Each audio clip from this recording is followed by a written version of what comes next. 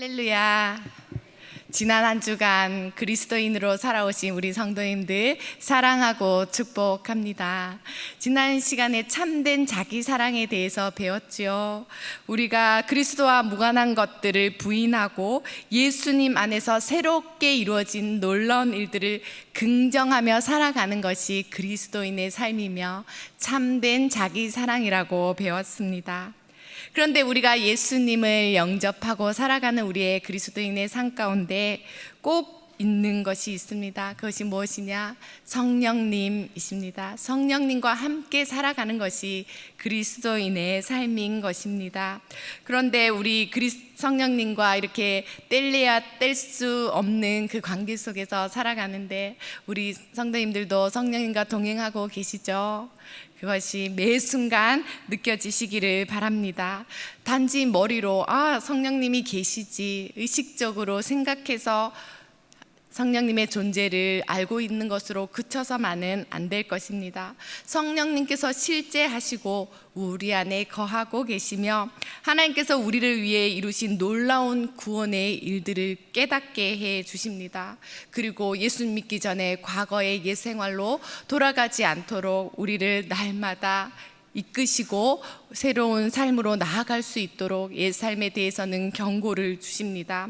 그리스도 안에서 새롭게 창조된 우리는 성령님과 함께 살아가시는 것입니다. 우리 안에 일하고 계시는 분, 우리가 선한 것을 생각할 수 있고 예수님에 관한 것을 깨달을 수 있는 것 다 성령님의 사역 때문입니다.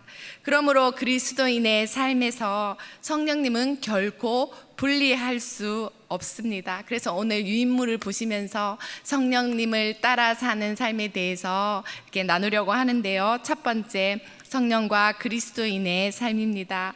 성령과 그리스도인은 같이 가는 거죠. 같이 살아가는 것입니다. 오늘 수요 사경에 나오신 우리 성도님께 제가 질문을 하나 드리겠습니다. 우리의 삶은 누가 이끌고 계신가요?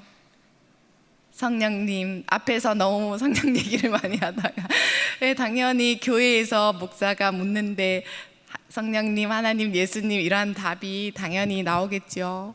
그러면 삶 속에서 실제로 성령님이 답입니까? 성령님이 우리를 이끌고 가십니까? 혹시 불안이나 자아가 우리를 이끄는 건 아닐까요? 인간관계의 상처가 우리를 지배하지는 않습니까? 혹은 게으름과 같은 죄된 습관이 우리를 사로잡을 때는 없습니까? 세상의 기대에 맞추기 위하여 노력하며 애쓰지는 않습니까? 또 인간적인 계획이 앞서서 그것을 이루다 보니 하나님이 뒷전인 것은 아닙니까?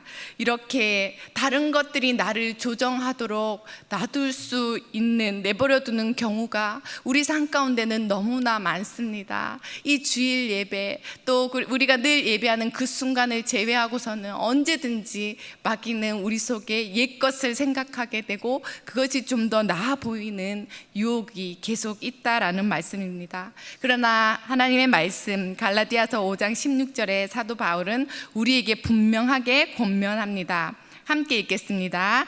내가 이르노니 너희는 성령을 따라 행하라. 그리하면 육체의 욕심을 이루지 아니하리라. 아멘. 갈라디아서 5장은 성령의 장이라고 해도 과언이 아닙니다. 그리고 갈라디아서 5장은 삶의 지배 원리에 대해서 가르쳐 주고 있습니다. 두 가지의 삶의 지배 원리죠. 첫째는 육체를 따라 사는 삶입니다. 둘째는 성령을 따라 사는 삶입니다.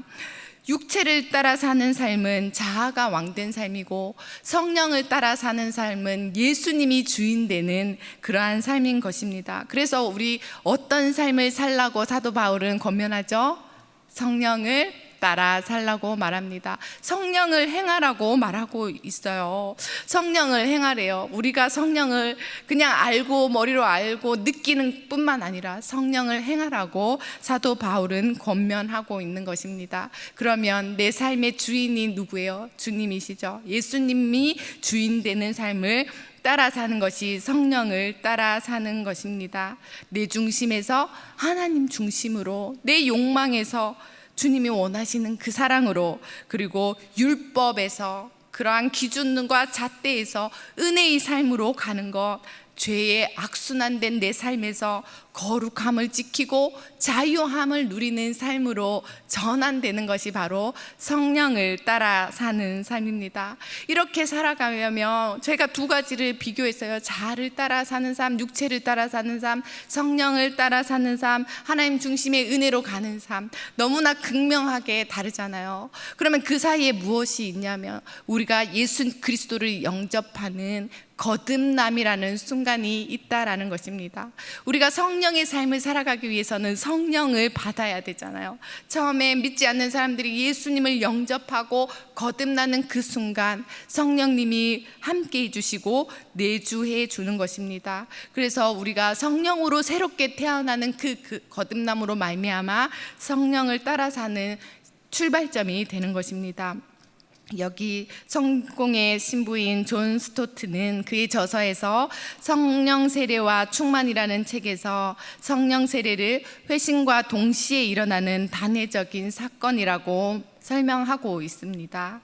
교단에 따라 성령 세례를 거듭남 이후에 이루어질 수도 있다라고 보기도 하고, 이 분은 이렇게 회심과 함께 예수님을 영접하는 순간 성령 세례가 바로 이루어진다라고 설명하고 있습니다. 성령은 우리 안에 들어오셔서 우리를 새로운 피조물, 새 사람으로 만듭니다. 그리고 성령이 우리와 함께 하심으로 우리가 교회의 지체가 되었습니다. 그래서 거듭남 삶은 더 이상 내 힘으로 아둥바둥 살아가는 삶이 아니고 내 안에 계신 성령님의 인도하심을 뒤따라가는 삶을 사는 것입니다. 그런데 이 방향의 전환이 단번에 이루어지는 것이 아닙니다. 거듭남, 성령 세례는 단번에 이루어질지라도 계속해서 성령 충만함을 유지하기 위해서 우리는 날마다 지속적으로 결단을 해야 되는 실천이 남아 있습니다. 성령님은 우리 안에 거하시면서 매 순간 우리의 삶의 방향을 하나님께로 인도하고 계십니다. 우리가 다른 영적이지 못한 것을 생각할 때 영적인 것을 깨닫게 해주십니다. 사랑이 없는 우리에게 사랑을 실천하라고 계속해서 우리에게 요청을 해 오시는 것이죠. 여기 팀 라헤이라는 개신교 목사가 이렇게 그의 저서 성령과 기질이라는 책에서 고백하고 있는 것이 있습니다. 성령의 다스림심을 인식한 후에 자신이 성격이 변화되었다고 고백하면서 책을 하나 썼는데, 성령과 기질이라는 그 책입니다. 거기서 뭐라고 말하냐면, 성령께서 우리의 타고난 기질을 억압하지 않으시고 거룩하게 변화시킨다고 고백하고 있습니다.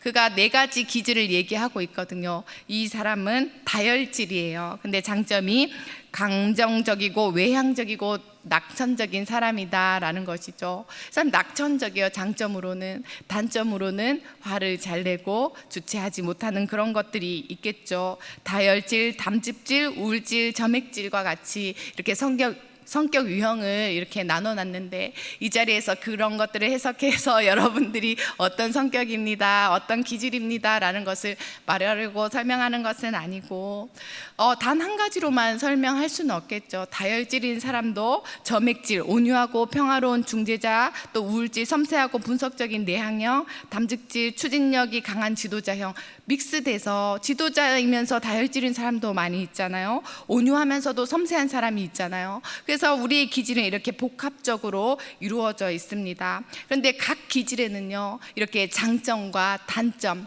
약점이 있어요. 근데 많은 사람들이 강점에 집중하죠. 나는 이렇게 호탕한 성격이야, 뒤끝이 없어 하는데 화를 부르르 잘 내요. 그거에 대해서 뒷부분에 대해서는 생각하지 않아요. 나 이렇게 타고났는 걸 뭘 하고 말하는 것이요. 내 천성이 그래, 나라는 사람이 원래 그렇다라는 식으로 자신을 바꾸려고 하지 않고, 그러한 말을 들었을 때는 회피하거나 변명하기 바쁩니다.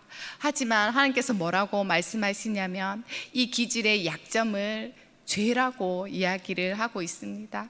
우리가 이것을 얼마든지 성령 안에서 극복할 수 있는 것이거든요.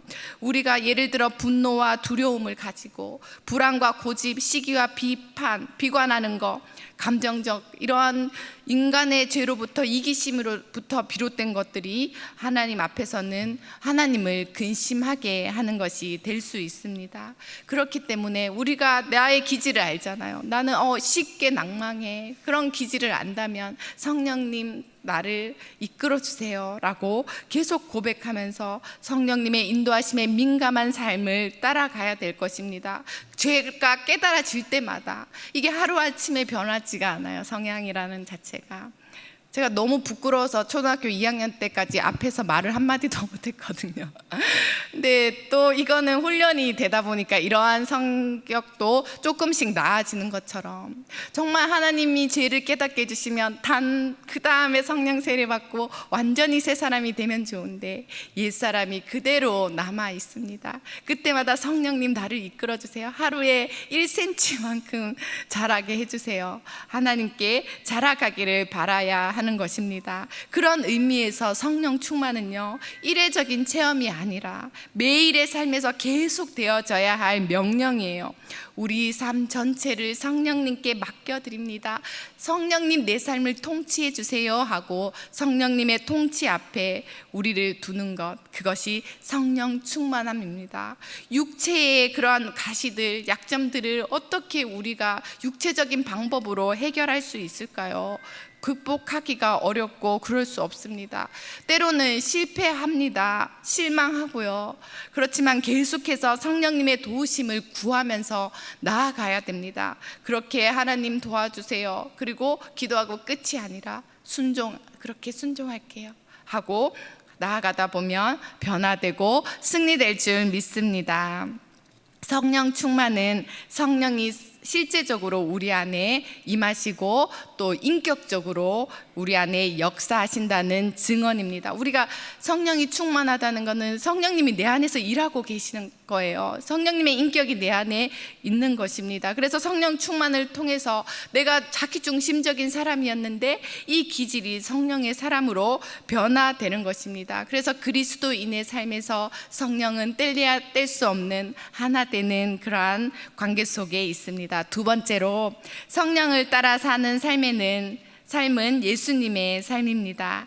갈라디아서 5장 25절은 이렇게 말합니다. 만일 우리가 성령으로 살면 또한 성령으로 행할지니. 아멘. 성령님은요, 우리가 온전해지라고 예수님이 보내주신 보혜사예요. 우리를 온전케 하기 위해서 우리를 돕는 자로 계신 분이 성령님이라는 것입니다. 우리가 예수님을 영접하면 성령님이 내주하신다고 했습니다. 성령님이 내주하셔서 하시는 일이 뭐냐면 진리를 깨닫게 해주시는 거예요.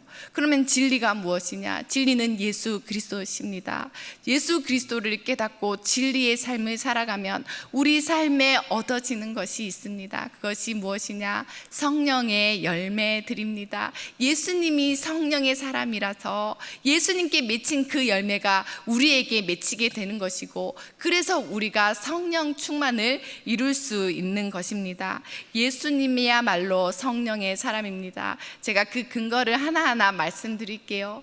예수님이 마리아의 태에서 났죠. 그것이 어떻게 이루어졌나요? 성령으로 잉태되었습니다. 예수님은 시작부터 성령님이었어요. 그리고 세례를 받으실 때 성령이 하늘로부터 비둘기같이 임했습니다. 그렇게 성령이 임하셨습니다. 광야에서 예수님이 시험 받으실 때 성령에 이끌렸고 성령이 임하셨습니다. 모든 사역을 예수님께서 병 고치고 가르치고 죽은 자도 살리시는 능력이 성령의 능력으로 감당했습니다. 맞습니까? 네, 그렇게 믿고 맞습니다. 그렇게 예수님의 길은 성령의 길입니다. 그러면 성령님이 내주하시고 우리가 진리를 깨닫고 예수님을 따라가는 그 삶에 우리가 예수님의 제자로서 따라가고 있는데, 예수님은 아버지께 본 것을 그대로 하나님 나라의 삶을 이 땅에서 구현하셨어요. 그러면 우리는 누구를 따라가는 사람이죠? 예수님. 그러면 예수님의 성령의 길을 우리도 마땅히 함께 따라가는 것입니다. 예수님 없이는 우리가 단 한 발자국도 선한 길로 갈 수가 없습니다. 우리도 성령 없이는 한 발자국도 걸을 수 없는 것입니다. 예수님이 성령의 길을 걸으셨기에 우리도 그러한 것입니다. 그리고 세 번째로, 성령을 따라 사는 삶은 날마다 순종하는 삶입니다. 브래드 롱은 그의 저서에서 성령의 능력 안에서 성장하기라는 책에서 성령 충만은 삶의 주도권을 성령님께 드리는 매일의 여정이라고 말했습니다.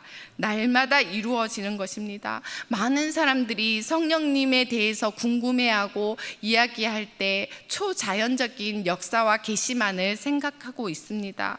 성령의 인도는 감정적인 거야. 성령 충만하면 방언이 터지고 환상을 보고 그러한 이상을 보고 그런 거라고만 국한되어서 생각하는 사람들이 참으로 많습니다.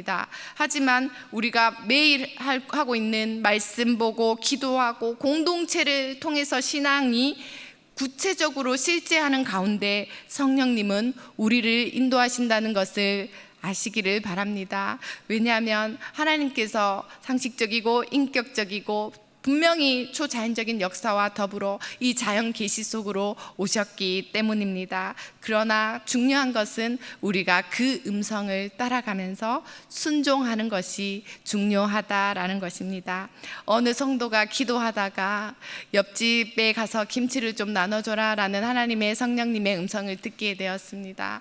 그 성도님이 순종함으로 옆집에 가서 김치를 나눠줬대요. 그러고 그 김치를 받아 먹은 그 이웃이 그것이 감사하고 그 순종의 계기가 되어서 그 집이 복음을 영접하고 온 가족이 교회로 나오게 되었다는 이야기가 있습니다. 이렇게 성령은 우리의 순종을 통해서 일하시는 것입니다. 성령을 느끼면서도 아무 일을 하지 않는다면 우리는 성령으로 행하라는 사도 바울의 그 말, 하나님의 말씀을 제대로 이행하고 있지 않은 것이 될 것입니다. 네 번째로 성령을 따라 사는 삶은 열매 맺는 삶입니다. 많은 사람들이 묻습니다. 성령을 따라 산다는 게 도대체 무엇입니까? 라고 묻습니다. 그에 대한 가장 분명한 답을 이제 앞으로 나가셔서 믿지 않는 불신자들이 성령님을 따라 사는 게 무슨 말이에요? 라고 한다면 이렇게 대답하십시오. 가장 분명한 대답은 성령의 열매입니다. 성령을 따라 사는 삶의 가장 분명한 특징이 삶에서 성령의 열매가 맺히는 삶이거든요. 사도 바울이 갈라디아서 5장에서 성령의 열매에 대해서 나열하고 있죠. 그것을 함께 한번 읽어보도록 하겠습니다. 5장 22절 23절입니다. 시작. 오직 성령의 열매는 사랑과 희락과 화평과 오래 참음과 자비와 양성과 충성과 온유와 절제니 이 같은 것을 금지할 법이 없느니라. 이 본문을 가지고 아이들이랑 많은 얘기를 하고 다음 세대 교사 학부모님들이랑 얘기하면서 어떤 열매가 산속에 열매 맺고 있습니까? 저는 화평의 열매를 맺은 것 같아요. 우리 아이는 사랑의 열매를 맺은 것 같아요 라고 나누기도 하고 우리 성도님들이 신앙생활을 하면서 많이 들어본 본문입니다. 그런데 지금까지 50년, 100년은 10년 이상 이렇게 신앙생활 하시면서 정말 내 안에 정말 제대로 맺혀진 열매가 하나라도 있나라고 돌아보면 참 부끄럽지 않습니까? 이 본문을 볼 때마다 도덕적인 목록인가? 하나님만, 예수님만 맺을 수 있는 것인가? 라고 생각하기도 합니다. 그런데 이러한 9가지 열매가 예수님의 성품이더라고요.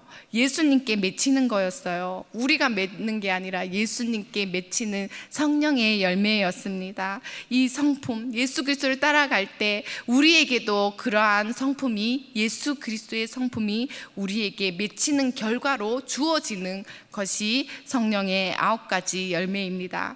성령께서 내주하시고 우리를 다스리실 때만이 자연스럽게 맺어지는 열매가 바로 이 9가지 열매입니다. 나는 사랑은 있지만 오래 참음은 없어. 나는 온유하지만 절제하지 못해. 우리의 그 앞에서 나눴던 기질과 단점을 보면서 하나님 이러한 절제의 열매도 맺게 하여 주옵소서 하고 기도하면서 성령의 열매를 보여줄 때 성령을 따라가는 삶이 뭐예요? 라고 말하는 사람에게 성령의 열매를 맺는 자가 성령을 따라가는 삶이라고 말해줄 수 있기를 바랍니다. 이 열매는 우리가 행동으로서 하는 것이 아니에요. 변화된 성품이라는 것, 성품으로 받아야 된다는 것을 기억했으면 좋겠습니다. 어떤 사람이 이렇게 고백합니다. 예전에는 누가 저를 무시하면 잠도 못 자고 화가 났어요. 그런데 요즘은 속상하긴 해도 기도하게 되고 그 사람을 불쌍히 여기는 마음이 생겨요. 이것이 왜 그럴까요? 성령님께서 성령의 열매를 맺기 시작하게 인도하시기 때문입니다. 성령은요, 감정을 우리가 통제할 수 있습니다. 우리의 생각이 흘러가는 대로 놔두지 않고 제어할 수 있습니다. 성령께서는 우리의 생각도 다스리시고 우리의 감정도 통제하실 수 있습니다. 예수님의 마음을 품게 하시는 분이 성령님이십니다. 그래서 우리가 신앙생활을 하면서 이러한 열매 맺어지는 방향으로, 하나님을 기쁘시게 하는 방향으로 계속 나아가게 해달라고 기도해야 될 것입니다. 신앙생활을요, 오래 하고도 성격이 까칠하신 성도님들이 있어요. 까칠해서 말에 가시가 돋쳐가지고 그냥 지나가면 될 것을 꼭 이렇게 이야기를 해야지 조금 직성이 풀린달까요? 그런데 어느 날 한 성도님이 그렇게 까칠하다가 하나님 말씀을 듣게 됐어요. 성령 충만에는 말투에도 나타나야 합니다라는 설교 말씀을 듣게 됐고, 그 말씀을 깨닫게 됐고 깨어졌대요. 내 말투가 하나님을 영화롭게 하지 못하는구나, 성령님을 근심하게 만드는구나 깨닫게 되었습니다. 그날 이후 그는 계속 기도하면서 하나님, 나의 입술의 말을 주장해 달라고, 하나님 거친 나의 그러한 말에 가시도 진 것을 고쳐달라고 자신을 성찰하면서 점점 부드럽게 말을 바꿔갔다고 합니다. 그리고 그의 가족들도 그 변화를 기뻐하고 인정하고 정말 많이 변했다고 칭찬해 주었습니다. 이것이 성령의 열매입니다. 단순하죠? 근데 어렵죠. 이게 쉬운 것 같아도 쉬운 게 아니에요. 깨닫는다고 실천할 수 있는 사람이 얼마나 되겠습니까? 계속해서 나를, 내면을 정말 주님께 드리면서 그 열매 맺는 삶을 나아가야겠습니다. 그러면 그 성령의 열매를 나만 맛볼 것이 아니라 내 가족이 느끼고 그 성령의 열매를 함께 따먹는 결과를 경험하게 됩니다. 장로교 신학자 싱클레어 퍼거슨은 그의 저서 성령이라는 책에서 성령 충만은 은사를 뽐내는 일이 아니라 성품이 자라나는 일이다라고 말했습니다. 그리스도의 형상이 내 안에 빚어지는 것이 성령의 사역의 핵심이라고 말했습니다. 그렇습니다. 성령은 내가 이렇게 방언할 수 있어, 해석할 수 있어가 아니라 성령으로 그리스도의 형상을 빚어가는 것, 그것이 성령의 사역이고 성령의 사람인 내가 그렇게 성품으로 자라나는 것입니다. 다섯 번째로, 성령을 따라 사는 삶은 공동체 안에서 자라는 삶입니다.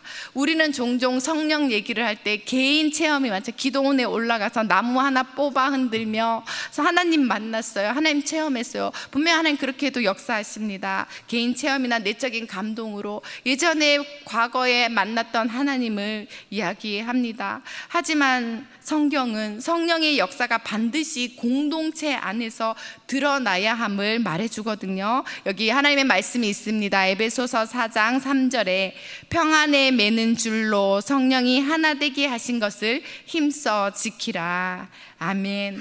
성령은 하나됨의 영입니다. 성령이 임하셔서 오순절 마가의 다락방에서 함께 모여 있는 그들에게 성령이 내렸을 때 그들은 공동체적인 사명을 함께 받았습니다. 성령의 사람은 공동체를 떠날 수 없고 공동체 속에서 성숙해 가는 것입니다. 우리에게 주신 영세 공동체에서 우리는 그렇게 자라나고 하나님의 음성을 함께 들으며 나아가는 것입니다. 사도행전 13장에서 성령께서 바울과 바나바를 따로 세워서 내라고 했어요.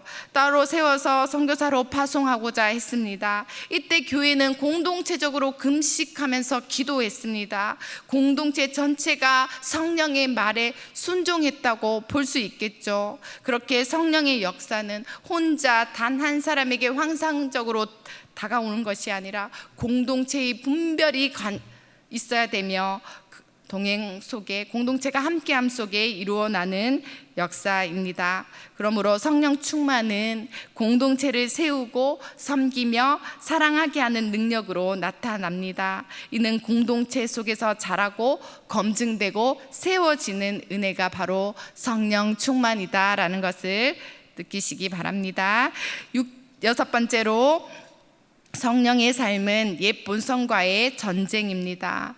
앞에서도 우리가 말씀으로 나누었지만 성령과 육체의 두 길이 공존할 수 없습니다. 성령의 사람은 제된 길을 따라갈 수 없습니다. 여기 사도 바울은 갈라디아서 5장 17절에서 말하고 있습니다. 함께 읽어볼까요?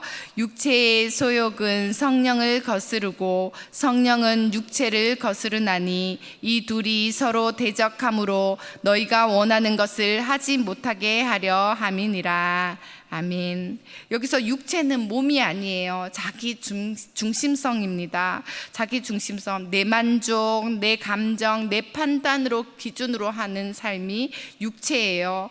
그래서 육체를 따라가는 삶을 예를 들어보면 인정의 욕구가 강한 사람들은 이렇게 SNS, 우리 카카오톡, 또 인스타 여러 가지를 많이 하면서 과시하고, 이런 옷을 샀어요, 이런 걸 먹었어요, 또 어디에 갔어요 라고 내가 인정받고 싶은 거예요. 올릴 수 있죠. 그게 거기에 집중돼서 과도하면 안 된다라는 것입니다. 그리고 육체적인 사람은 화가 나면 참고 기도하기보다 폭언으로 나오는 사람입니다.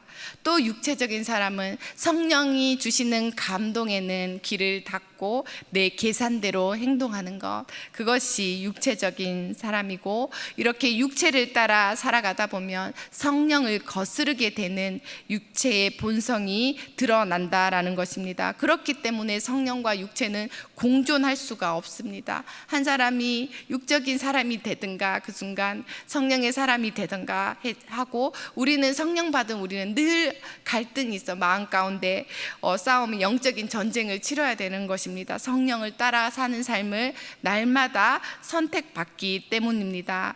그래서 성령을 따라 살아간다고 할 때, 우리가 죄인이기 때문에 가만히 놔두면 그냥 육체를 따라가는 삶이에요. 하지만 우리가 성령을 따라 살기를 다짐했다면 우리 안에 갈등이 없을 수가 없습니다. 그래서 매일 욕망과 하나님 말씀 사이에서 싸움을 하는 것이죠. 하나님은 생명의 길을 가기를 원하시는데 우리는 육체의 유익한 길을 가기를 원한다면 계속 우리 안에 옛 본성으로 돌아가려고 하는 그 습성이 우리를 힘들게 하는 것입니다. 여기서 브래드 롱은 이 부분을 다음과 같이 표현합니다.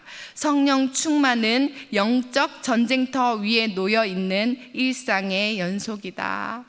영적인 전쟁터예요. 우리 일상이 성령 충만을 유지하기 위해서 내 안에 있는 자아는 끊임없이 성령의 통치를 저항하기 때문에 우리는 날마다 나를 이기고 내 중심에 주님과 함께 살아가야 합니다.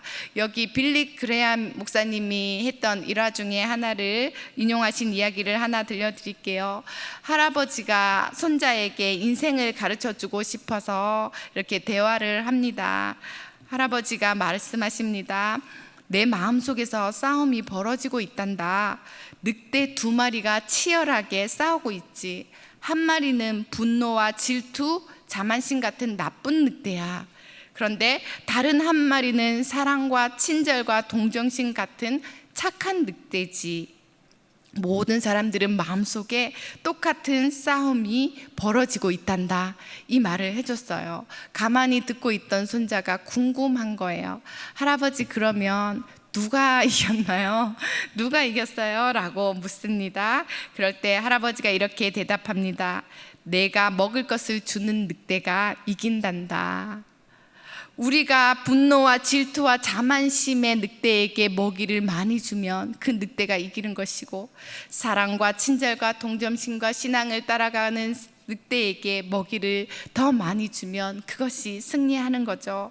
우리는 오늘 어느 편에 서 있습니까? 교회 오기 전에는 나쁜 늑대였는데 오늘 성령 충만함을 받아서 나갈 때에는 착한 늑대의 삶을 살아갈 수 있기를 바랍니다. 그러려면 우리가 말씀과 기도, 순종으로 성령님을 따라 살아가야 합니다.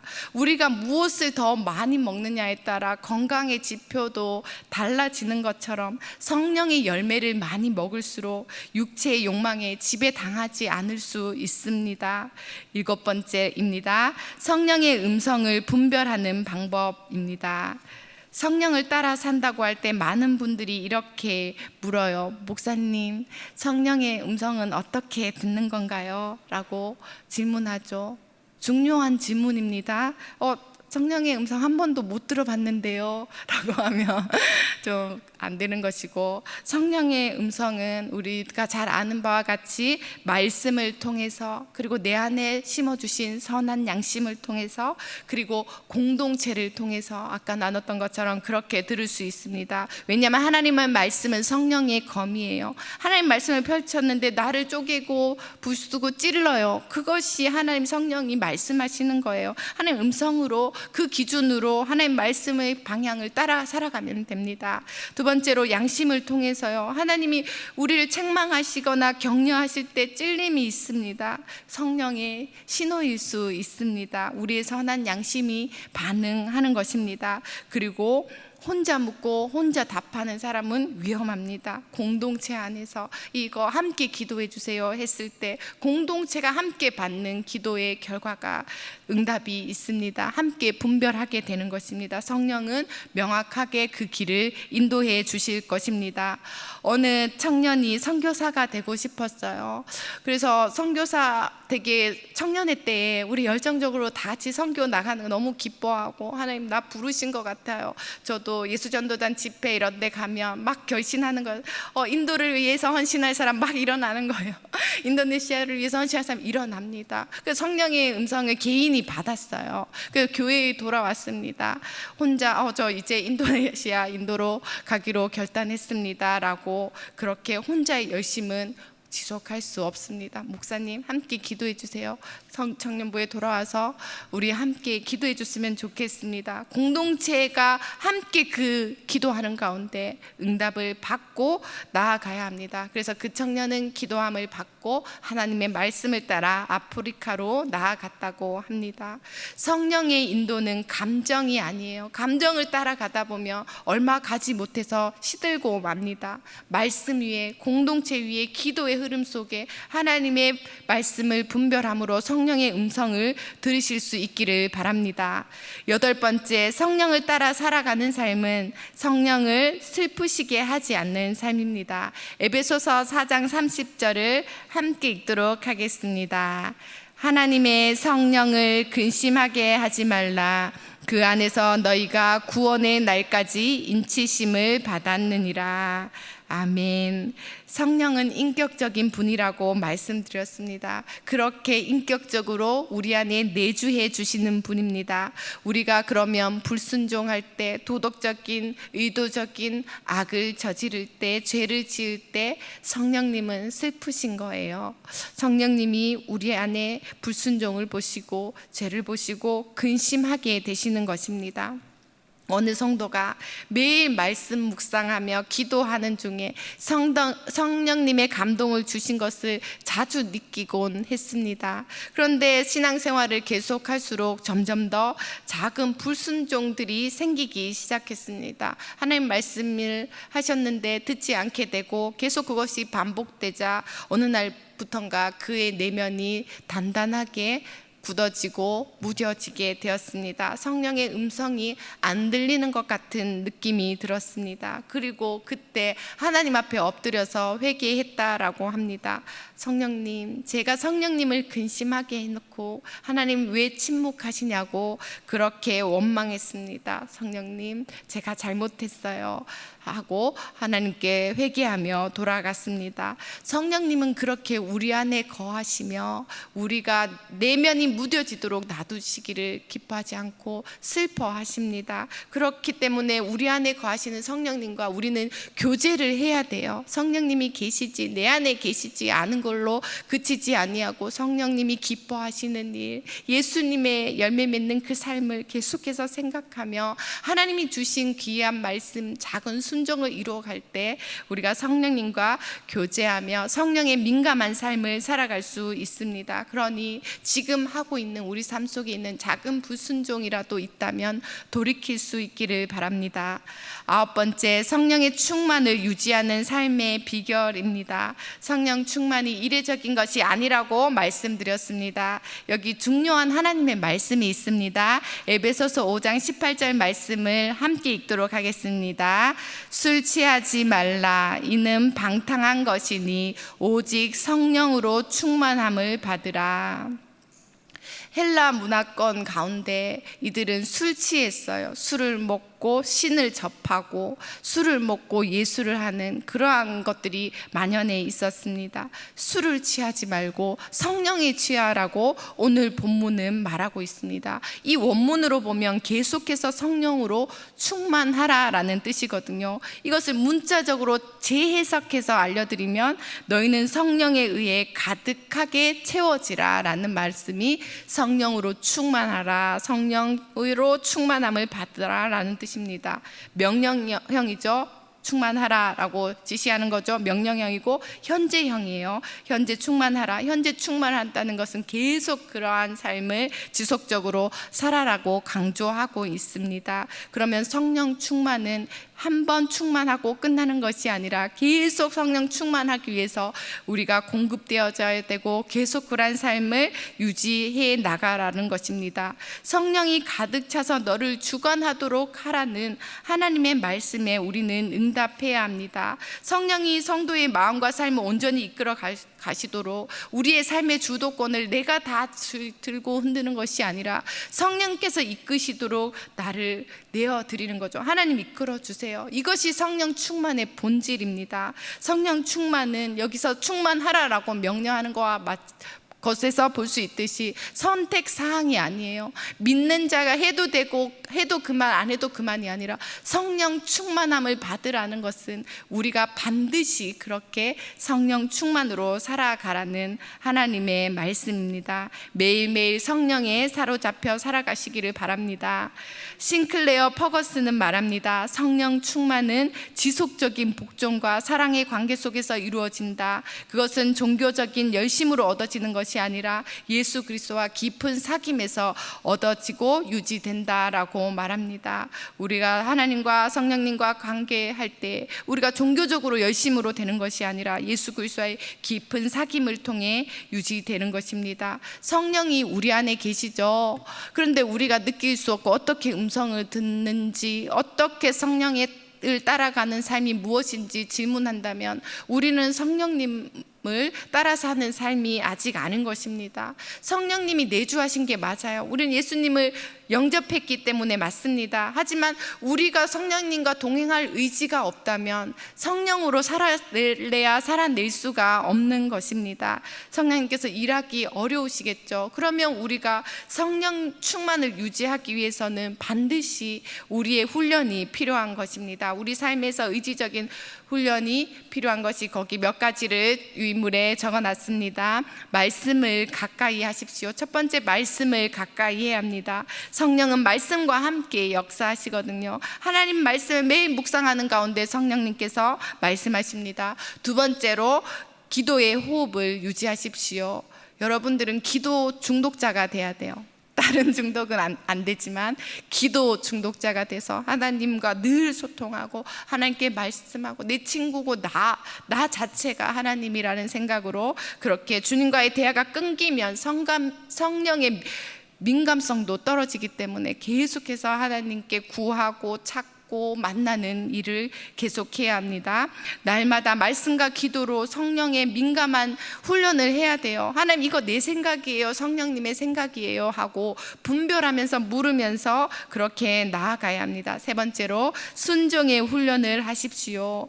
작은 순종을 하면 큰 기쁨을 누립니다. 성령님께서 저기 지쳐있는 자매에게 문자라도 한 통 하라고 하시는 것 같다는 마음을 준다면 그 즉시 순종해야 합니다. 지나가 버리면 우리는 성령의 도구가 될 수 없잖아요. 누군가에게는 그 문자 한 통이 큰 위로가 되었다고 합니다. 그렇게 해서 성령이 임재하시고 느껴진다면 그대로 순종하십시오. 네 번째로 죄를 회개하십시오. 성령은 거룩한 분이에요. 죄와 함께 할 수 없는 분입니다. 성령을 따라 살지 못하는 순간들을 정직하게 돌아보고, 하나님 이때 이렇게 했던 것, 하나님 의심하고 하나님 믿지 않고 불신자처럼 불순종했던 거 용서해 달라고 자주 늘 깨어서 하나님께 회개하며 성령께로 나아가는 삶을 훈련하십시오. 이 회개가 성령의 문을 여는 도구가, 열쇠가 될 것입니다. 교회 안에도 중직자들이 있잖아요. 사역을 하고 또 행동하다 보면 성령 충만을 잃어버리기가 쉽습니다. 교회를 운영하고 또 사역을 감당하면서 또 성령 충만이 사라졌습니다 고백하고 더 이상 목회의 길이나 사역의 길을 떠나버리는, 가지 않는 사람들이 있습니다. 알고 보니까 이 사람이 사역에 치여서 말씀과 기도를 놓쳐버린 거였습니다. 그리고 말씀과 기도를 붙잡을 때 어느 순간 그것을 깨닫게 해주셔서 말씀이 다시 내 안에서 살아나는 것을 느꼈고, 기도가 다시 살아나고 회복되는 것을, 고백하는 것을 볼 수 있습니다. 그렇게 우리는 성령에 깨어있기 위하여 말씀과 기도와 순종과 회개로서 우리가 성령님을 느끼는 삶을 살아가고 성령을 행하는 삶을 살아야겠습니다. 마지막 10번째입니다. 성령 안에서 사명과 섬김입니다. 성령은 우리 안에 내주하실 뿐만 아니라 우리를 세상의 빛이요 소금으로 일하라고 부르십니다. 성령을 따라가는 삶은 결국 사명을 감당하는 삶으로 이어져 있습니다. 사도행전 1장 8절에서 이렇게 말하잖아요. 오직 성령이 너희에게 임하시면 너희가 권능을 받고 예루살렘과 온 유대와 사마리아와 땅끝까지 이르러 내 증인이 되리라 하시니라. 아멘. 성령은 우리 개인을 변화시킵니다. 그렇죠? 그런데 개인을 변화시켜서 결국 궁극적인 성령의 사역이 무엇이냐? 세계를, 이 땅을, 사마리아와 땅끝까지 변화시키는 것인 줄 믿습니다. 그 성령의 사역이 나로부터 시작되고 그 변화가 나로부터 시작되는 것입니다.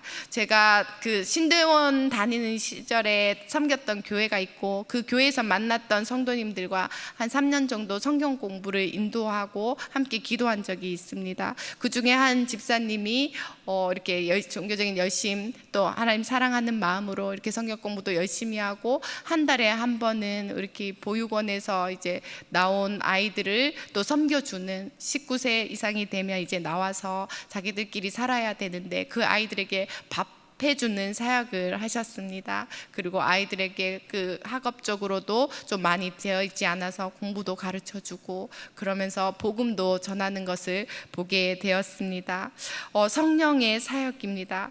하나님께서 이렇게 성령으로 말씀해 주시고 감동을 주셔서 그러한 사역을 계속해서 할 수 있게 해주는 것, 성령이 사명을 주고 있기 때문입니다. 성령은 사명을 주시고 그 사명을 감당할 능력 또한 부어주십니다. 결론입니다. 사랑하는 성도 여러분, 우리는 다시금 성령을 따라 사는 삶을 결단해야겠습니다. 과거의 체험에 머물러 있다면 우리가 오늘 하나님 성령님을 다시 만나고 날마다 성령의 생각을 하게 해달라, 성령의 마음을 갖게 해달라 하나님께 기도하며 나아가야겠습니다. 생각을 바꾸고 사랑을 실천하며 자아를 내려놓고 하나님의 뜻을 구할 수 있는 삶이 바로 성령을 따라 사는 삶입니다. 성령께서 인생의 방향을 성령께 인생의 방향을 맡긴 자는 변화될 뿐만 아니라 예수 그리스도의 인격과 영광을 드러내는 삶으로 이끌림을 받을 수 있습니다. 성령의 사람이 거창하지 않습니다. 우리가 눈물 흘리며 다른 사람 누군가를 기도하면 하나님께서 일하실 것이고 하나님께서 하실 것입니다. 우리의 그 작은 순종이 우리의 가정을, 우리의 교회를, 우리의 나라를, 이 세대를 변화시킬 줄 믿습니다. 그래서 성령이 하시는 사역에 응답하면서 하나님 기뻐하시는 우리들이 되기를 바랍니다. 육신의 생각은 사망이었습니다. 영의 생각은 생명과 평안이었습니다. 성령의 따라 사는 삶은 예수님의 인격이 우리를 통해 드러나는 삶입니다. 오늘도 우리 안에서 말씀하시고 역사하시는 성령님과 동행하시는 저와 우리 모든 성도님들이 되시기를 축원드립니다. 기도하시겠습니다. 거룩하신 하나님 아버지, 오늘도 성령을 따라 걷기를 원합니다. 내 뜻보다 주님의 뜻을 선택하게 하시고 육체보다 성령의 소욕을 따라 살아가게 하옵소서.